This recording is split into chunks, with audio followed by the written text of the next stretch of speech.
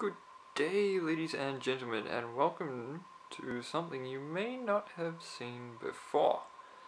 And that thing would be my main PC, which I use for editing all the videos I make. Now today, we're going for a little adventure, in which I try to replace, if it's gonna focus, work, damn you, come on. How are you not focusing right now? So we're going to replace, there we go, this original Alienware water cooling system with a brand new Corsair H100i V2. And I will add a little bit in here as to why I am actually going about this conversion. And yeah, I'll try to film during the whole process, but that may not work very well because it is just me. But we'll see how I go, and might bring you back when I've got it off. When I've got the old one off. So, see you in a bit. So, ladies and gentlemen, welcome to the reason why I decided to upgrade my water cooler. And that is because these temps under load with the old Alienware water cooler are absolutely ridiculous.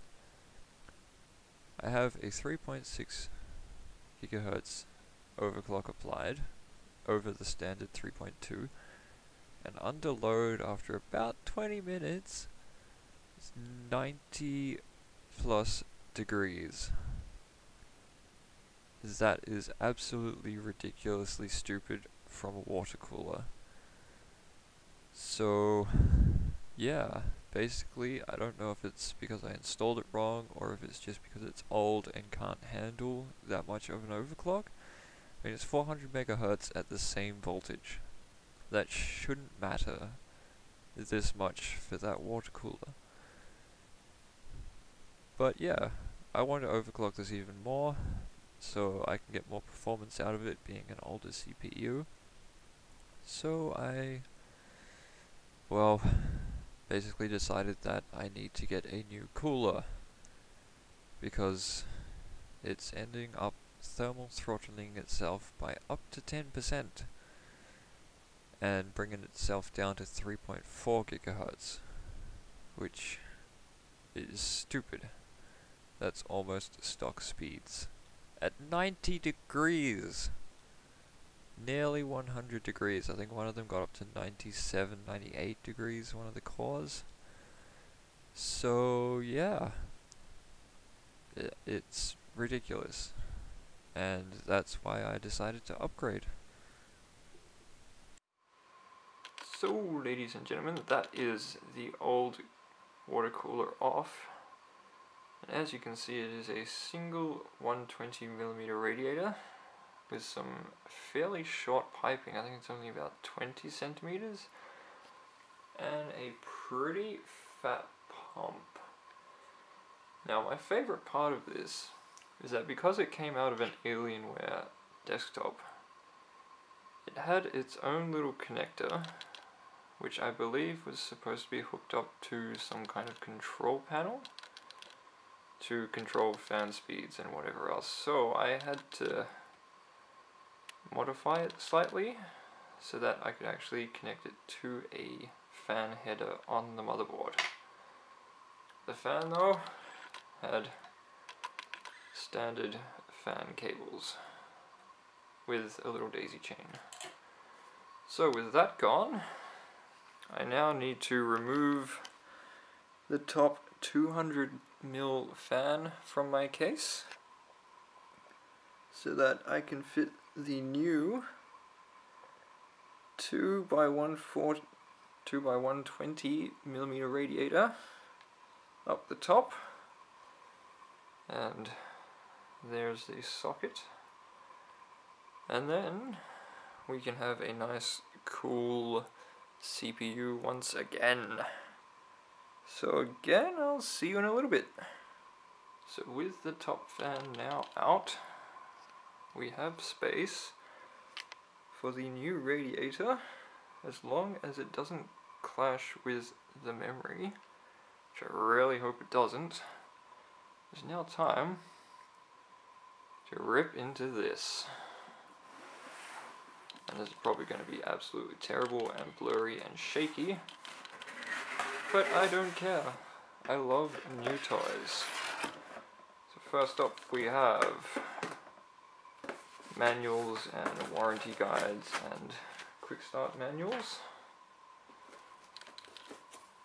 Nice foam lid.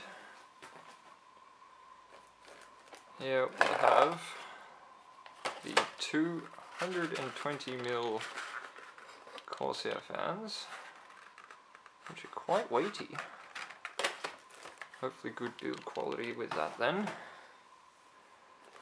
Then we have what I believe to be maybe an AMD mounting kit. Possibly also the Intel mounting kit screws and offs as well. And then inside here,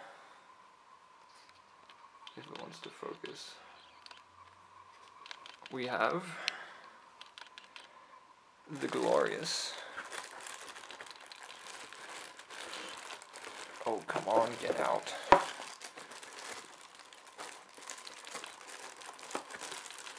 new water cooler and radiator.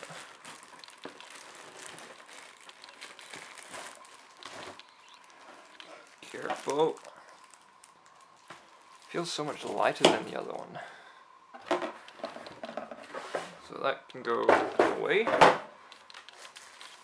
And here it is.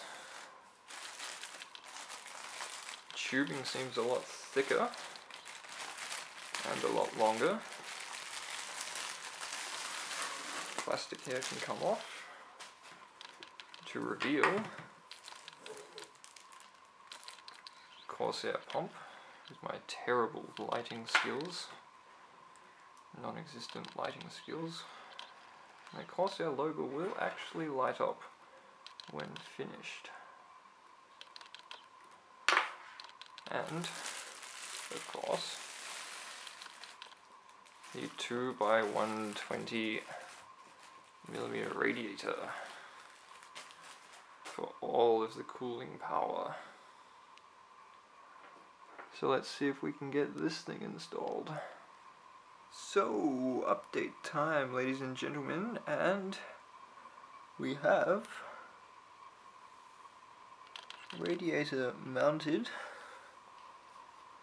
fans mounted up the top, which I was not expecting to have to do, but clearance for the memory and CPU power were very, very close. And so I had to mount fans on the top, but it's in, and it's good, and now there's just one thing left to finish it off. The CPU. And, you know, mount the pump, and then actually test everything. So let's go do that. So, ladies and gentlemen, there it is, in all of its glory. My newly installed Corsair H100i V2 with fans on the top, because they don't fit on the inside. As I showed you before, there's not a whole lot of clearance there. Come on, I know you can focus. There you go. Looking along that top edge, really not a whole lot of clearance at all. But we made it work, which is lovely. And now, for testing. So, ladies and gentlemen, as you can see here, with the new Corsair water cooler installed, temperatures are nowhere near what they were before. and with the same clock speed and same voltages and same everything else, we're sitting with a maximum temperature of 75 degrees. And that's not even a constant 75, that is sometimes occasionally touching 75 degrees. Average here being about 68 to 72, which is a lot better than the 94, 95 we were getting last time. So, with temperatures being a good 20 degrees cooler, I can now go and increase my overclock and aim for the magical 4 GHz that these old i7 960s were capable of. Because really, maximum CPU clocks on water cooling should be easily achievable. So that's the next step. But probably not going to do a video on that unless something drastically changes. So I hope you all enjoyed this video, and I hope you all learned something, like how easy it is to get ridiculously better cooling just by upgrading to a newer water cooling system. Or if you don't even have water cooling, that, yeah, you can, I don't know. It's not as hard as people think it is, especially with all these all-in-one systems coming out these days. So, hope you all enjoyed this, guys, and hopefully you all learned something about how stupid Alienware water cooling can be when not installed properly. And yeah, hope you all join me for the next one, whatever that happens to be. Bye!